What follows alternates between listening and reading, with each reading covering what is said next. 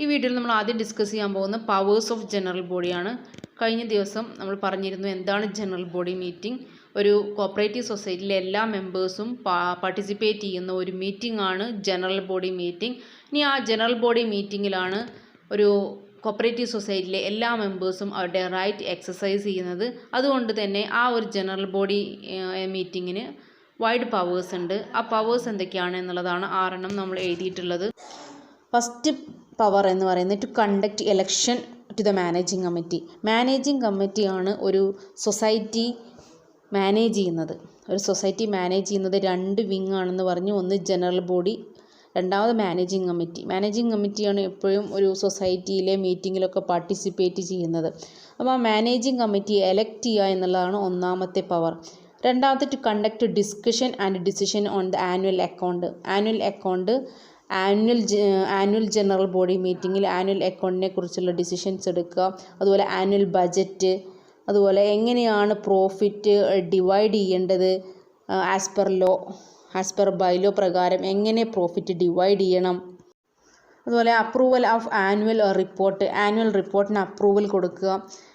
Then discuss other matters directed by the president. പ്രസിഡൻറ്റിനെ നമ്മൾ first general body മീറ്റിങ്ങിൽ elect ചെയ്തിട്ടുണ്ട്. ആ പ്രസിഡൻറ്റ് ഡിസ്കസ് ചെയ്യുന്ന മറ്റ് മാറ്റേഴ്സ് ഡിസ്കസ് ചെയ്യുക എന്നുള്ളത്. ഇത്രയും പവേഴ്സാണ് ജനറൽ ബോഡിക്ക് സാധാരണ ഉണ്ടാവുക. ഇനി ഒരു കോപ്പറേറ്റീവ് സൊസൈറ്റിയിലെ ഒരു മാനേജിങ് കമ്മിറ്റിയാണ് മാനേജ്മെൻറ്റും ഒരു കോപ്പറേറ്റീവ് സൊസൈറ്റീൻ്റെ മാനേജ്മെൻറ്റിൻ്റെ അഡ്മിനിസ്ട്രേഷൻ്റെയും ഒരു ഇമ്പോർട്ടൻ്റ് റോൾ നിർവഹിക്കുന്നത് മാനേജിങ് കമ്മിറ്റിയാണ്. ഇനി എങ്ങനെയാണ് ഒരു മാനേജിങ് കമ്മിറ്റി എലക്ട് ചെയ്യുക എന്നുള്ളതാണ്. മാനേജിങ് കമ്മിറ്റി എലക്ട് ചെയ്യുന്നത് റൂൾ 35 പ്രകാരം പറയുന്ന ഒരു എലാബറേറ്റ് പ്രൊസീജിയർ തന്നെയുണ്ട്.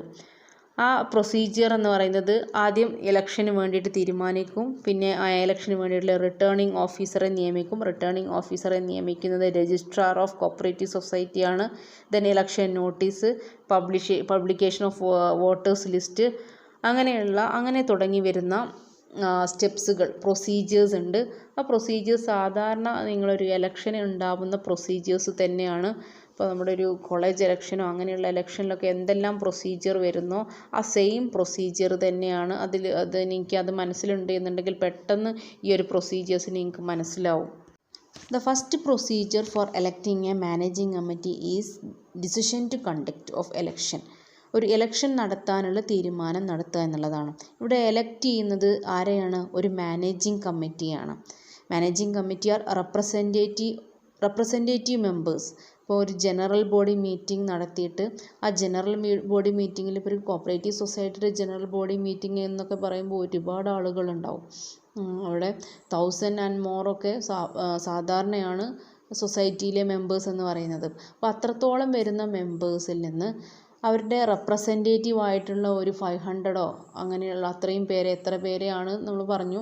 ഇപ്പോൾ 10,000 and more ഒക്കെ ആണെങ്കിൽ 500 ആണ് റെപ്രസെൻറ്റേറ്റീവ് എന്ന് പറയുന്നത്. അങ്ങനെ റെപ്രസെൻറ്റേറ്റീവ് മാനേജിങ് കമ്മിറ്റിയെ സെലക്ട് ചെയ്യുമ്പോൾ സ്വാഭാവികമായിട്ടും ഒരു എലക്ഷൻ രൂപത്തിലാണ് നടക്കുന്നതെന്നുണ്ടെങ്കിൽ ഒരു മാനേജിങ് കമ്മിറ്റിയുടെ എക്സ്പയറി ഡേറ്റ് ആവുന്നതിൻ്റെ 60 days മുൻപ് തന്നെ എലക്ഷൻ നടത്താൻ വേണ്ടിയിട്ടുള്ള ഡേറ്റ് അനൗൺസ് ചെയ്യുക എന്നുള്ളതാണ് ഫസ്റ്റ് സ്റ്റെപ്പ്. ഇനി അങ്ങനെ ഡേറ്റ് അനൗൺസ് ചെയ്തിട്ടുണ്ട് എന്നുണ്ടെങ്കിൽ it should be communicate to the registrar എന്നുള്ളതാണ്. രജിസ്ട്രാറോട് കമ്മ്യൂണിക്കേറ്റ് ചെയ്യണം. അപ്പോൾ സെക്കൻഡ് സ്റ്റെപ്പ്, രജിസ്ട്രാർ ഒരു റിട്ടേണിംഗ് ഓഫീസറെ നിയമിക്കും എന്നുള്ളതാണ്. Registrar will appoint a returning officer to conduct election in to that particular society.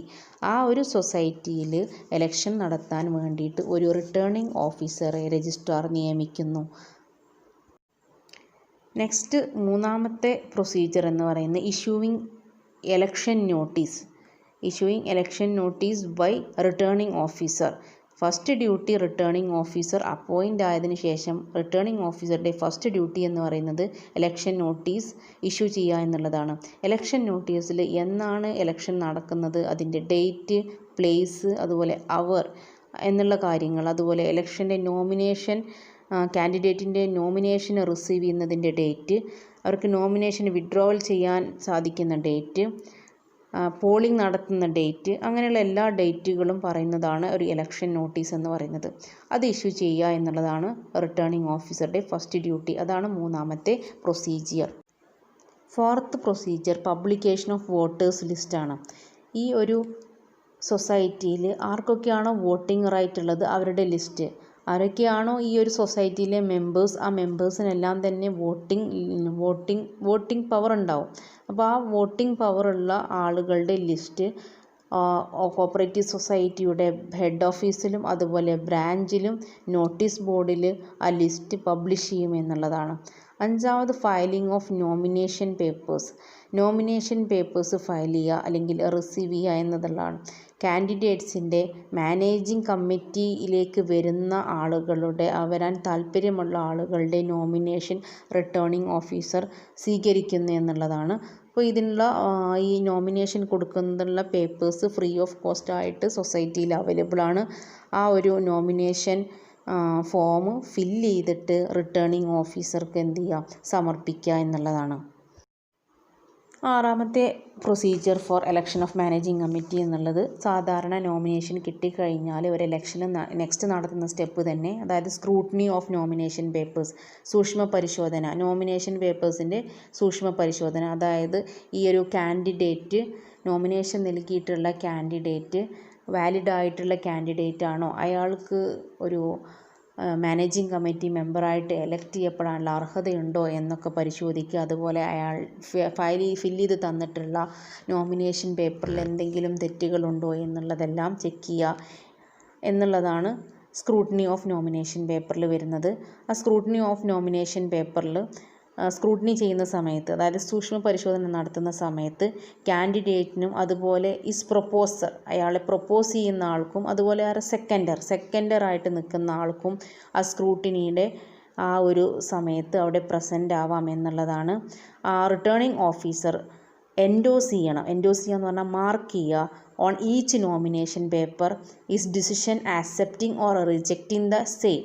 ഒരു നോമിനേഷൻ സ്വീകരിക്കുകയാണെങ്കിലും ആക്സെപ്റ്റ് ചെയ്യുകയാണെങ്കിലും അത് മാർക്ക് ചെയ്യുന്ന ഒരു എൻഡോസ്മെൻറ്റ് റിട്ടേണിംഗ് ഓഫീസർ ആ ഒരു നോമിനേഷൻ പേപ്പറിൽ എൻഡോസ് ചെയ്യണം എന്നുള്ളതാണ്. പിന്നെ ഏതെങ്കിലും ഒരു കാരണവശാൽ ഒരു നോമിനേഷൻ റിജക്റ്റ് ചെയ്തിട്ടുണ്ടെങ്കിൽ അതിൻ്റെ റീസൺ എന്താണ് എന്നുള്ളതും കൂടി റിട്ടേണിംഗ് ഓഫീസർ ഫർണിഷ് ചെയ്യണം എന്നുള്ളതാണ്. ഇനി അത് റിസീവ് ചെയ്യുകയാണെങ്കിലും റിജക്റ്റ് ചെയ്യുകയാണെങ്കിലും നോമിനേഷൻ പേപ്പറിൽ അത് കാണിച്ചിരിക്കണം, മാർക്ക് ചെയ്തിരിക്കണം. റിസീവ്ഡ്, നോമിനേഷൻ പേപ്പർ റിസീവ്ഡ്, അല്ലെങ്കിൽ റിജക്റ്റഡ് ആണെങ്കിൽ റിജക്റ്റ് ചെയ്യുകയാണെങ്കിൽ റിജക്റ്റ് ചെയ്യുന്നതിൻ്റെ റീസൺ കൂടി എന്ത് ചെയ്യണം, എക്സ്പ്ലെയിൻ ചെയ്യണം എന്നുള്ളതാണ്. ഇപ്പോൾ സ്ക്രൂട്ടിനി കഴിഞ്ഞിട്ടുണ്ടെങ്കിൽ നെക്സ്റ്റ് പ്രൊസീജിയർ എന്ന് പറയുന്നത് പബ്ലിക്കേഷൻ ഓഫ് വാലിഡ് നോമിനേഷനാണ്.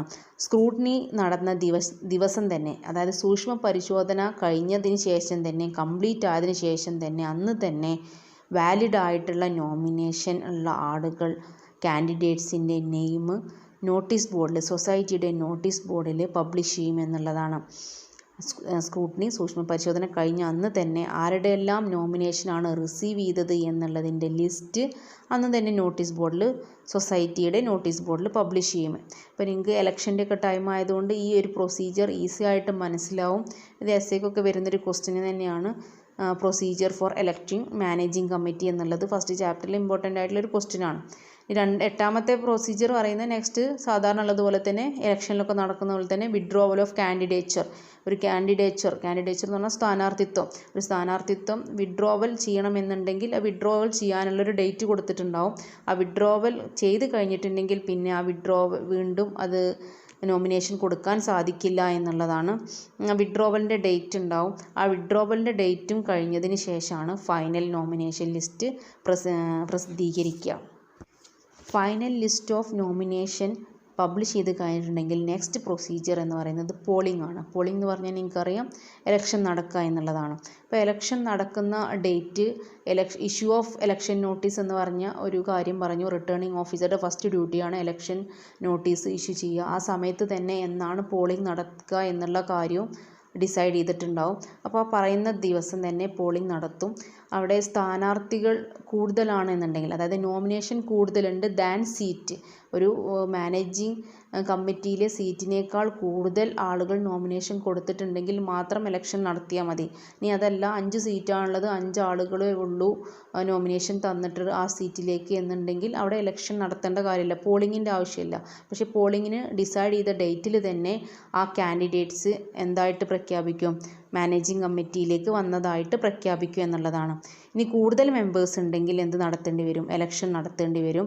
അങ്ങനെയാണ് എന്നുണ്ടെങ്കിൽ എലക്ഷൻ നടത്താനുള്ള ഓഫീസേഴ്സിനെ കൂടുതലായിട്ട് നിയമിക്കുകയും അതുപോലെ എലക്ഷൻ നടത്താനുള്ള പോളിംഗ് ബൂത്തുകൾ അറേഞ്ച് ചെയ്യുക, ബാലറ്റ് പേപ്പർ അറേഞ്ച് ചെയ്യുക എന്നുള്ള കാര്യങ്ങളിലേക്ക് റിട്ടേണിംഗ് ഓഫീസർ മൂവ് ചെയ്യും. പോളിംഗ് ബൂത്തിൽ പോളിംഗ് കമ്പാർട്ട്മെൻറ്റ്സ് ഉണ്ടാവണം. അതുപോലെ സീക്രട്ടായിട്ട് വോട്ട് ചെയ്യാനുള്ള ഫെസിലിറ്റിയൊക്കെ ഒരുക്കണം. ബാലറ്റ് പേപ്പർ അറേഞ്ച് ചെയ്യണം. അങ്ങനെയുള്ള കാര്യങ്ങളെല്ലാം നടത്തിയിട്ട് ഒരു പോളിംഗ് നടത്തും.